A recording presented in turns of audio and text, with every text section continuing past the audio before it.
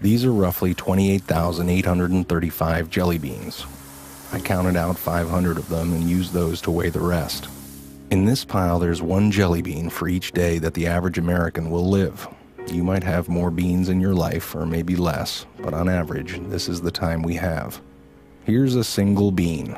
It's your very first day. A special day, but kind of a rough day on everyone involved. Add 364 more and you have the first year of your life. Now, for a sense of scale, here are your first 15 years, 5,475 days. Which brings us to the threshold of adulthood, and at that moment, this is the time that we have left. And this is, on average, what we will do with all that time. We will be asleep for a total of 8,477 days. If we're lucky, some of that time we'll be sleeping next to someone we love. We will be in the process of eating, drinking, or preparing food for 1,635 days.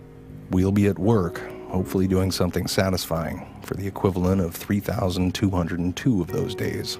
1,099 days will be spent commuting or traveling from one place to another, maybe a little bit more if you live in LA. On average, we will watch television in one form or another for a total of 2,676 days.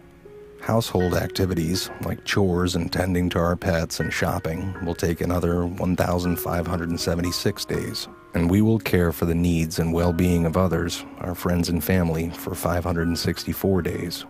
We'll spend 671 days bathing, grooming, and doing all other bathroom-related activities, and another 720 days will go to community activities, like religious and civic duties, charities, and taking classes. After we remove all those beans, this is what remains. This is the time that we have left. Time for laughing, swimming, making art, going on hikes, text messages, reading, checking Facebook, playing softball, maybe even teaching yourself how to play the guitar. So what are you going to do with this time? How much of it do you think you've already used up? If you only had half of it, what would you do differently? What about half of that? How much time have you already spent worrying instead of doing something that you love? What if you just had one more day?